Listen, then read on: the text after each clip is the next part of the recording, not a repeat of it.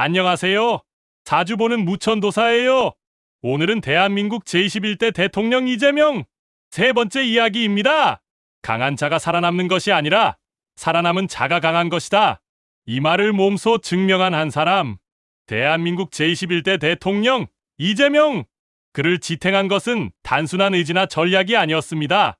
사주팔자 속에 숨어있는 미견과 겁재의 숨은 구조. 그것이 바로 이재명이라는 인간, 그리고 정치가 이재명을 만든 원동력이었습니다. 오늘은 그 중심축, 비견과 겁재의 역학에 대해 깊이 있게 파헤쳐봅니다. 비견과 겁재란 무엇인가? 명리학에서 비견은 나와 같은 힘, 같은 속성입니다. 즉, 동료, 친구, 형제와 같은 존재들. 겁재는 그 비견보다 한층 더 강한 힘입니다. 자기 것을 쟁취하고자 하는 투쟁심. 때로는 나를 위협하기도 하지만 동시에 나를 보호하는 복잡한 양면성의 존재. 이 둘은 흔히 비겁이라 묶어 불리며 사주에서 자기 자신과 가장 직접적인 영향을 주고받는 육친입니다. 특히 신강사주, 즉 일간의 힘이 강한 사주에서는 비견과 겁재가 주변을 구성하며 큰 세력을 이루고 있습니다. 이재명의 사주가 그렇습니다. 이재명의 사주에 나타난 비견과 겁재의 위력을 알아보자면 이재명은 을목일간, 그 자체로 부드럽고 유연하지만 굴복하지 않는 생명력을 지닌 나무입니다.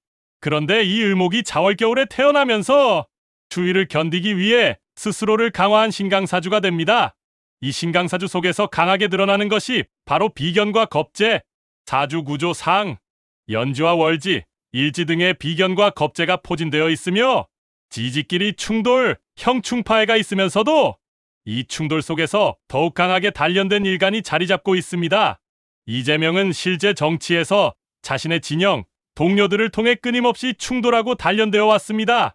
그가 대중을 향해 강한 발언을 할 수 있었던 것도, 권력과 맞서 싸울 수 있었던 것도 비견과 겁재가 강한 사주구조 덕분입니다. 특히 겁재는 재성을 극하는 힘, 즉 돈, 권력, 명예 등을 빼앗는 투쟁심을 상징합니다. 겁재가 강한 사람은 권력과 자원을 향해 나아가려는 힘이 강합니다. 그 힘이 정면으로 발휘되면 권력을 잡는 지도자, 비틀리면 반골, 이단아가 되기 쉬운 구조죠. 이재명은 이 겁재의 힘을 자신 안에서 통제하고 길들였고 그것이 정치적 생존력으로 바뀌었습니다. 이재명 대통령은 리더십의 형태가 독특합니다. 그는 보스형도 카리스마형도 아니죠. 대중과 함께 싸우는 투사형에 가깝습니다. 비견은 나와 같은 자들을 상징합니다. 즉, 국민. 그는 국민 속으로 들어가 함께 싸우고 때로는 겁재적 기질로 기존의 권력을 갈아엎는 구조를 취합니다. 특히 이재명의 비견 구조는 단순히 지지 기반을 의미하는 것이 아닙니다. 그는 같은 성향을 가진 이들과 충돌하면서 성장해온 사람입니다. 동질성과 경쟁성 둘 다 품고 있는 사주입니다. 이재명 사주의 겁재는 때때로 파괴적이기도 하지만 정제나 편제와의 충돌을 통해 기득권과의 싸움을 상징하는 흐름으로 해석됩니다. 이재명 대통령이 기업, 권력, 검찰 등과 맞설 수 있었던 이유, 단순한 소신이 아니라 겁재가 가진 본성에서 기인한 것입니다. 물론 비견과 겁재는 명과 암을 동시에 가집니다. 지나치게 강한 비견은 독단으로 흐르고 과도한 겁재는 관계를 끊어내는 데 쓰일 수 있습니다. 이재명은 실제로 내부 갈등, 측근과의 충돌, 사법 리스크, 가족 문제 등에서 수많은 고난을 겪었습니다.